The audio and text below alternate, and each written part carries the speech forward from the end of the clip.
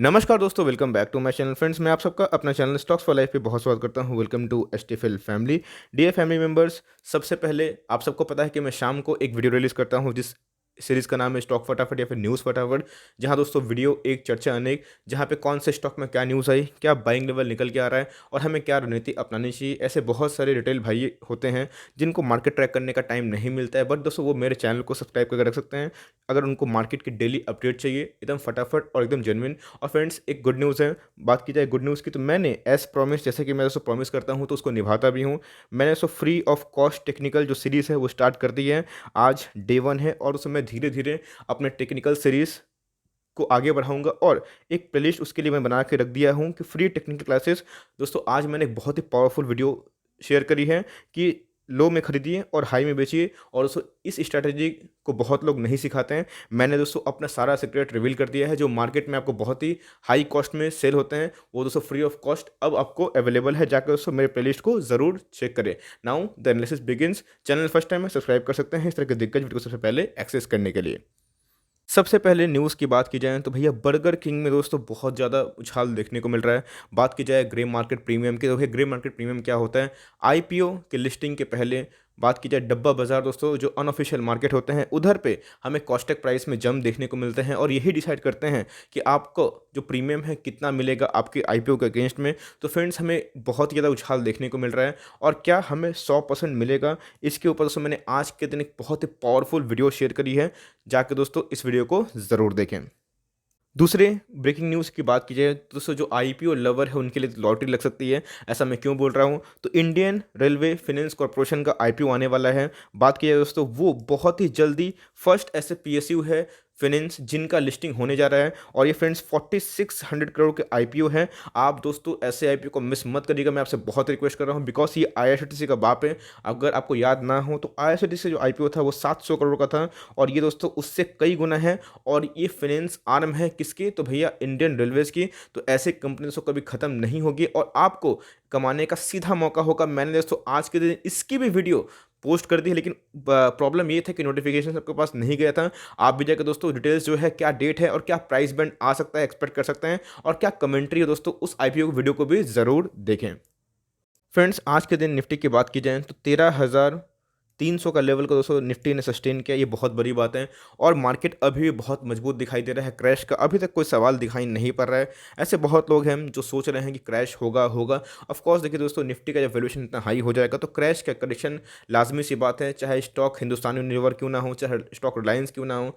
अगर दोस्तों बात की जाए स्टॉक या फिर इंडेक्स की, ओवरवैल्यू जब होता है तो थोड़ा सा करेक्शन देता है, लेकिन हमें ऐसा नहीं है कि उसका वेट करना है। हमें दोस्तों बाई ऑन डिप्स की स्ट्रेटजी करनी है और जहाँ पे आपको एमओएस मिले, जहाँ दोस्तों आपको वैल्यू दिखाई दे, उधर पे बाइंग करनी है। बात की जाए रिलायंस इंडस्ट्रीज़ की, तो मुझे दोस्तों पर्सनली इस पे वैल्यू दिखाई पड़ रही है। बात की जाए आज के दिन फ्लैट दिखाई पड़ रहा था। आप चाहे दोस्तों एसआईपी कर सकते हैं और दिमाग में रखिए कि ये प्राइस और भी थोड़ा टूट सकता है, बिकॉज इनके ऊपर बहुत ही न्यूज़ का सिलसिला चल रहा है। बात की जाए अमेजोन से रिलेटेड, एफ रिटेल से रिलेटेड। यस, अभी बीच में दोस्तों एयरटेल के ऊपर न्यूज़ आई थी कि उनके जो सब्सक्राइबर बेस में बढ़ोतरी हुई, जो जियो के लिए अच्छा नहीं था। आप चाहे दोस्तों तो हर एक 50 के डिप्स पे ऐसे स्टॉक को एकोमोडेट कर सकते हैं। ये 223 का स्टॉक है, लेकिन आपको अभी भी आराम से 300-400 डिस्काउंट में मिल रहा है। तो आप चाहे तो लॉन्ग टर्म का निवेश कर सकते हैं, ये आपका घाटे का सौदा नहीं होगा। लेकिन यस, 3 to 5 ईयर्स में ऐसे स्टॉक मुझे यहाँ से लगता है कि एटलीस्ट 4000 जाएंगे, बिकॉज इनके जो आर्म है, बात की जाए रिलायंस जियो की और रिलायंस एयरटेल की,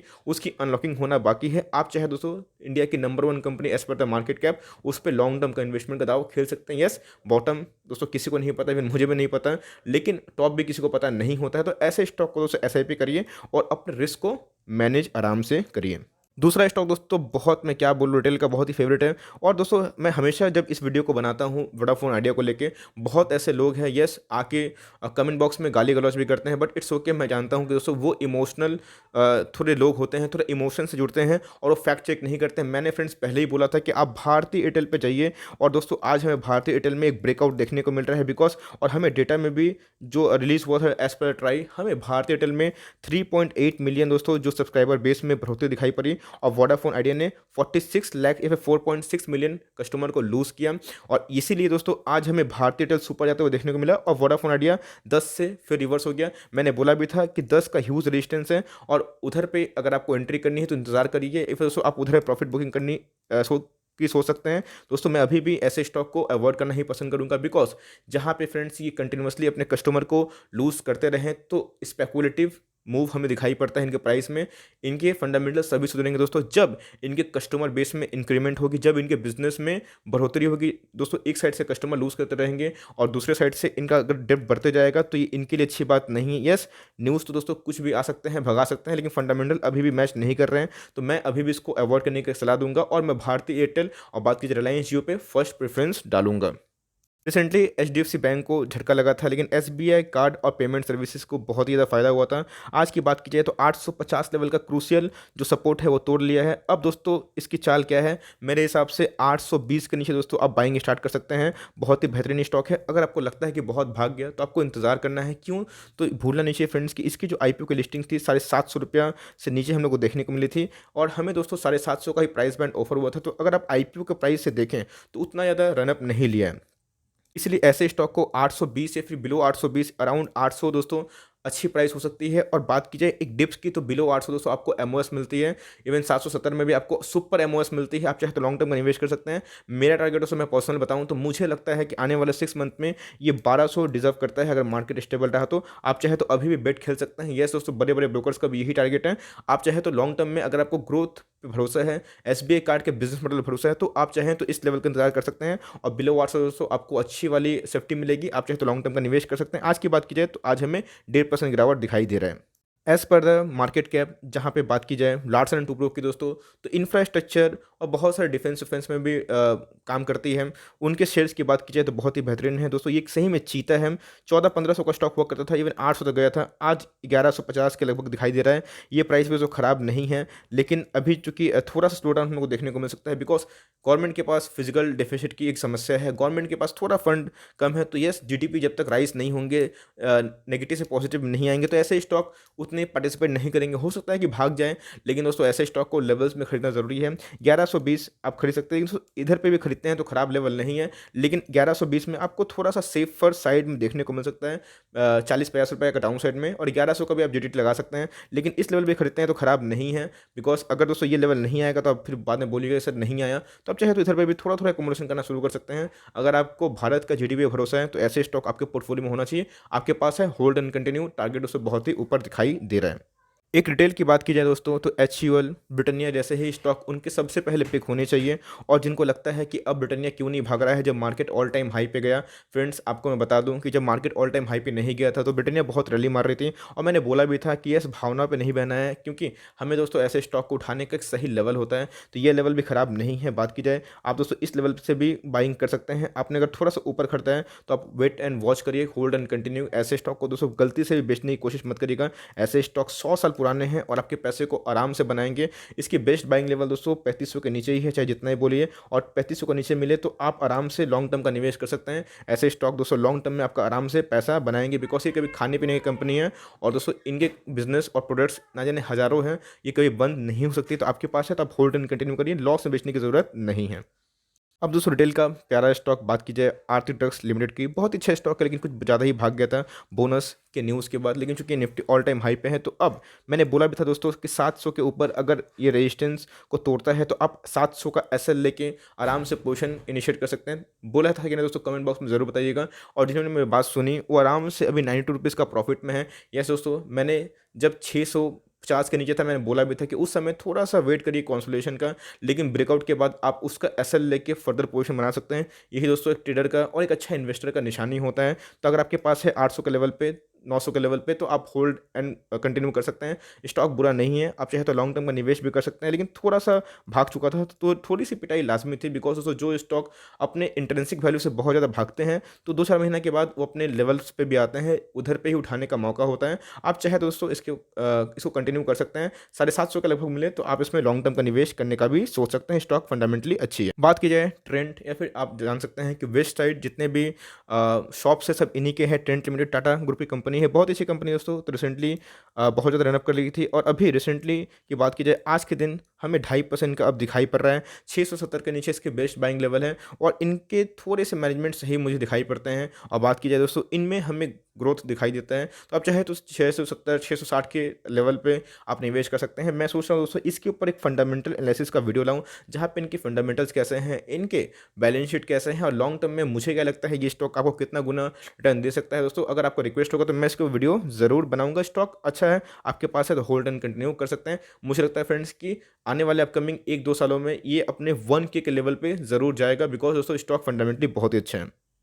ओके नाउ दोस्तों, तो एल्केम लैब के ऊपर एक ब्रेकिंग न्यूज़ आ रही है। बात की जाए, एलआईसी जैसे बड़े दिग्गज कंपनी ने अपने स्टेक को बढ़ाया है और उसमें एल्केम लैब के ऊपर भी उनका लाइक एक्सपोजर है और एल्केम लैब में दोस्तों उन्होंने माल को इकट्ठा किया है, इसलिए हमें थोड़ा सा सेंटिमेंट ठीक होते हुए देखने को मिले। दोस्तों मैंने एल्केम लैब को 2650 पे बाइंग रिकमेंडेशन दी थी, बिकॉज उस समय भी एल्केम लैब थोड़ा पिट रहा था और मैंने बोला भी था कि आपको लॉस बुक करने की ज़रूरत नहीं है, बिकॉज बड़े बड़े ब्रोकर्स की बात की जाए, मोतीलाल ओसवाल ने दोस्तों एल्केम लैब को 3200 का टारगेट दिया है। आप चाहे तो इसमें अभी भी होल्ड एंड कंटिन्यू कर सकते हैं, या अगर आपको फ्रेश पोजीशन बनानी है तो 3000 का लेवल टूटने दीजिए। उसके ऊपर दोस्तों अगर आप 2990 या फिर 3000 का एसएल लेके फर्दर पोजीशन इनिशिएट कर सकते हैं और लॉन्ग टर्म तक इसको होल्ड एंड कंटिन्यू कर सकते हैं। बहुत ही बेहतरीन स्टॉक है, आप चाहे तो इसमें निवेश का सोच सकते हैं। तो ये स्वाभाविक सी बात है दोस्तों, अभी आप इतने एक्सपर्ट बन चुके हैं कि कौन से न्यूज़ पे क्या इंपैक्ट होगा। अगर आप एचटीएफएल के फैमिली मेंबर्स हैं, इतना समझ चुके हैं। भारतीय एयरटेल में दोस्तों बात की जाए, ट्राई की तरफ से डेटा आया था सितंबर क्वार्टर का, और वहाँ पे मैंने बोला भी था कि एयरटेल जो है, भारतीय एयरटेल बहुत ही अच्छी कंपनी है और इसीलिए मैं वोडाफोन आइडिया को थोड़ा सा कम प्राथमिकता देता हूँ, बिकॉज वहाँ पे अगर वो कस्टमर को कंटिन्यूसली लूज करते रहते हैं तो उनके फंडामेंटल्स कैसे सुधरें। बिकॉज तो अगर मैं बोलूँ, फंडामेंटल कोई रॉकेट साइंस नहीं है। आपके अगर रेवेन्यू नहीं बढ़ते हैं, आपके प्रॉफिट नहीं बढ़ते हैं, आपके ऊपर डेट बढ़ता रहता है, आपके ऊपर नेगेटिव न्यूज़ बढ़ते रहते हैं, तो आप कैसे ग्रोथ करेंगे, मैं बताइए ना। और दोस्तों रिटेल पार्टिसिपेंट के लिए ऐसे स्टॉक नहीं होते जब आपके पास इतने अच्छे अच्छे विकल्प हैं, जहाँ पे भारतीय एयरटेल ने दोस्तों 3.8 मिलियन सब्सक्राइबर को गेन किया। और मैंने बोला भी था कि 500 के लेवल पे आप चाहें तो एसएल लेके फर्दर पोजीशन इनिशिएट कर सकते हैं। दोस्तों मैंने खुद भी आज भारतीय एयरटेल में और भी माल एक्युमुलेशन किया, चूंकि मेरे पास पहले से ही था, और दोस्तों मैं खुद भी आज एक्युमुलेट किया। बात की जाए आईटीसी, बात की जाए भारतीय एयरटेल, और बात की जाए सो नैम इंडिया में मैंने माल इकट्ठा किया, बिकॉज ये तीनों ब्रेकआउट जोन में आ चुके हैं। और इसलिए मैं बोलता भी हूँ कि आपको दोस्तों स्टॉक मार्केट में अपनी प्लानिंग खुद करनी चाहिए, किसी पे डिपेंडेंट रह नहीं रहना चाहिए। और दोस्तों मैंने अपने कम्युनिटी जो टैब है उधर पे भी लगाया, आप मेरे कम्युनिटी टैब को ज़रूर फॉलो करें। मैं दोस्तों इंट्राडे टिप्स पे देता रहता हूँ और पोजिशनल और स्विंग ट्रेडिंग में दोस्तों फ्री ऑफ कॉस्ट शेयर करता हूँ। बस मुझसे जुड़े रहिए, जहाँ पे दोस्तों मैं क्या करता हूँ, एकदम ऑनेस्टली ट्रांसपेरेंसी के साथ बोल देता हूँ कि मैंने इस पे माल इकट्ठा किया। बिलीव नहीं है फ्रेंड, जाके मेरे कम्युनिटी ऐप को अभी अभी चेक करें, आपको समझ में आ जाएगा कि मैं सच बोल रहा हूँ फिर झूठ। आपके पास है होल्ड एंड कंटिन्यू, और मुझे लगता है कि आने वाले 3 महीना में ये 600 का छोड़िए, इवन दोस्तों 600 के ऊपर का टारगेट्स मुझे दिखाई पड़ रहा है, बिकॉज अब भारतीय एयरटेल में वो मोमेंटम आ रहा है। अगर आपको टेलीकॉम में दाव खेलना है तो आप भारतीय एयरटेल पर स्विच कर सकते हैं, बिकॉज अब दोस्तों ये धीरे धीरे अपने फंडामेंटल्स को सुधारते हुए देखने को मिल रहे हैं। बात की जाए रिलैक्सो फुटवेयर्स की, बहुत ही बेहतरीन कंपनी दोस्तों। और बात की जाए एसटीएफएल का टॉपिक है, अगर आप बात करें बाटा इंडिया की रिलैक्सो की, तो रिलैक्सो मेरा फर्स्ट प्राथमिकता चॉइस होगा। बात की जाए रिसेंटली दोस्तों रिलैक्सो 700 का ब्रेकआउट दिया था और अभी चार्ट पे थोड़ा कमजोर दिखाई दे रहा है। ये दोस्तों 830 का स्टॉक है, भूलिए मत। और मुहूर्त डिगडिन मुझे अच्छे से याद है, 755 या फिर 760 भी गए थे if I am not wrong. और दोस्तों अब धीरे धीरे करेक्ट हो रहा है, आप सीधा इस पर एक मौका की तलाश में रहिए। और अगर आपको पोजीशन बनानी है लॉन्ग टर्म का, दोस्तों आप अपना जीटीडी 705 और 707 या फिर 708 लगा कर रख सकते हैं और ऐसे स्टॉक को लॉन्ग टर्म तक निवेश करिए। अभी भी दोस्तों अपने ऑल टाइम हाई से अच्छा खासा डिस्काउंट में, इवन मैं बोलूँ रफली तो भाई 700 के लेवल पे अगर को मिलता है तो अपने ऑल टाइम से अभी भी 20% डिस्काउंट में रफली बोलूँ तो दोस्तों मिल सकता है। अगर उसके नीचे करें तो आपकी किस्मत होगी, आपको दोनों हाथ से उठाना है। तो अगर आप 710 पे एंट्री करते हैं तो आप चाहे तो 700 का ऐसे ले सकते हैं, लेकिन दोस्तों अगर आप रिस्क फ्री ट्रेडर बनना चाहते हैं तो आप इसमें बिना ऐसे लगा के भी काम कर सकते हैं। ये फ्रेंड्स एचटीएफएल का टॉपिक है, मुझे लगता है कि आने वाले 2 साल के अंदर ये 1K का मार्क जरूर टच करेगी। इनके फाइनेंशियल्स काफ़ी अच्छे हैं और दोस्तों इनके सेल्स भी हमें बहुत ही प्रॉमिसिंग दिखाई पड़ रहे थे। बात की जाए Q1 की और Q2 की, तो दोनों में। फ्रेंड एचटीएफएल के टॉपिक की बात की जाए तो आप सबको पता है कि नैम इंडिया भी है, और हमने दोस्तों 260 से ही रट लगाई थी कि आपको नैम इंडिया में निवेश करना है। आप सबको अच्छे से याद है कि जब निफ्टी फ्रेंड्स 12,000 के लेवल पे था तो नैम इंडिया आपको 270 के लगभग ट्रेड कर रहा था। ये दोस्तों 450 का स्टॉक है और आज के दिन की बात की जाए तो एक क्रूशियल लेवल दोस्तों 3% का अब दिखाई दे रहा है। 300 के ऊपर दोस्तों क्लोजिंग होना ये अपने आप में एक बहुत ही बड़ी बात है। दोस्तों आप 300 का एसएल लेके आराम से पोजीशन बना सकते हैं और मुझे लगता है कि नेक्स्ट रैली अभी बाकी है। यस, अगर रिवर्सल होता है तो आपके लिए एकदम खुशकिस्मती वाली बात होगी कि ये स्टॉक आपको सस्ते भाव मिलता है और ऐसे स्टॉक को दोस्तों लॉन्ग टर्म तक निवेश करना है। डेट फ्री कंपनी है। और म्यूचुअल फंड की बात की जाए तो एचडीएफसी एएमसी की बात आती है, आप इस पर दोस्तों आंख बंद कर निवेश कर सकते हैं। और मैंने खुद भी आज ऐसे स्टॉक को थोड़ा सा अच्छा एकोमोडेशन और भी कर लिया, चूंकि मेरे पास पहले से था। लेकिन दोस्तों ब्रेकआउट के बाद मैं 300 का एसएल लेके भी काम करता हूं, बिकॉज आप सबको पता है कि मैं इन्वेस्टर के साथ साथ एक ट्रेडर भी हूं। और फ्रेंड्स, मेरे पास अगर ट्रेडिंग का अपॉर्चुनिटी है तो मैं उसको मिस क्यों करूं, आप ही बताइए। उसके बाद दोस्तों एचडीएफसी एएमसी ये एक जीता जाता एग्जाम्पल है कि जब कोई stock fundamentally strong company, zero debt वाली कंपनी जब फोकट में दोस्तों सस्ता होती है, लोग उस पर निवेश नहीं करते हैं, डाउट करते हैं।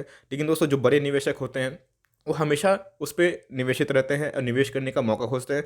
आप सबको पता है फ्रेंड्स कि अगर आप एचडीएफसी फैमिली के मेंबर्स हैं तो मैंने एचडीएफसी एएमसी को कितने बार, आप दोस्तों कमेंट बॉक्स में ज़रूर बताइएगा, मुझे जान के अच्छा लगेगा कि कौन सीरियस लर्नर है जो यहाँ तक सुन रहे हैं। और दोस्तों प्लीज़ एक्नॉलेज भी करिएगा कि मैंने बताया था कि नहीं, 2100 के लेवल पे दोस्तों मैंने बोला था, 2200 के लेवल पे बोला था कि खरीदो खरीदो खरीदो। आज फ्रेंड्स ये 2700 का लेवल पे क्रॉस कर गया है और हमारा जो शॉर्ट टर्म टारगेट था वो पूरा हो गया। लेकिन फ्रेंड्स मुझे ये भी लगता है कि अभी भी ख़राब मोमेंट नहीं है और ये आराम से 3000 के लेवल को डिजर्व करता है। यस, थोड़ा सा अब चूंकि भाग चुका है तो थोड़ा सा दोस्तों एमओएस आपको कम मिल गया। और बिलो 2500 में हमेशा बोला हूँ कि आपको एमओएस मिल रहा है। 2350 में दोस्तों मैंने बोला कि उठाइए उठाइए, बोला था कि नहीं, ज़रूर बताइएगा। और अब आज हमें 5% की तेजी दिखाई पड़ रही है। लेकिन दोस्तों वो तो पुरानी बात है। अब क्या, अगर आपको निवेश करना है तो 2650 अगर ट्रेडर है तो ये आपका एसएल होना चाहिए। और फर्दर आप 3000 का टारगेट एज्यूम कर सकते हैं। जहाँ रिस्क और रिवॉर्ड की मैटर की बात की जाए तो 50 पॉइंट का डाउन साइड है और 300 पॉइंट का दोस्तों 350 पॉइंट का अभी भी अपसाइड दिखाई पड़ रहा है। तो मुझे लगता है कि अगर आप इसको इस लेवल पे खरीदते हैं तो ख़राब लेवल नहीं है। 3700 का स्टॉक है दोस्तों जो कि आपको सस्ते भाव पे अभी भी मिल रहा है। आप चाहे तो लॉन्ग टर्म का निवेश कर सकते हैं या फिर आपको डर भी लग रहा है तो आप चाहे तो निपॉन इंडिया में या फिर एचडीएफसी एएमसी में, दोनों में 50-50% एकोमोडेशन चालू कर सकते हैं और अपने जो रिस्क को डाइवर्सिफाई भी कर सकते हैं। फंडामेंटली दोस्तों दोनों कंपनी बहुत ही बेहतरीन है और दोनों में पोर्टफोलियो का भी स्टॉक है। लेकिन यस, अपने फाइनेंशियल एडवाइजर से पूछ के ही कोई डिसीजन लीजिएगा दोस्तों, मेरे बात पे उत्तेजित मत हो जाइएगा। लेकिन यस, कंपनी बुरी नहीं है, आप लॉन्ग टर्म का निवेश कर सकते हैं। आईटीसी दोस्तों मेरा पर्सनल फेवरेट है और 165 के लेवल से आपने प्लेलिस्ट में जाइएगा, कम से कम 10 से 15 वीडियो सिर्फ और सिर्फ आईटीसी के मिल जाएगी। और दोस्तों 165 पे बोला खरीदो, 170, 180, 185, लेकिन अब दोस्तों 200 को भी क्रॉस कर गया। अब लिटिल पार्टिसिपेंट थोड़ा सा पैनिक में आ चुके हैं कि अब क्या।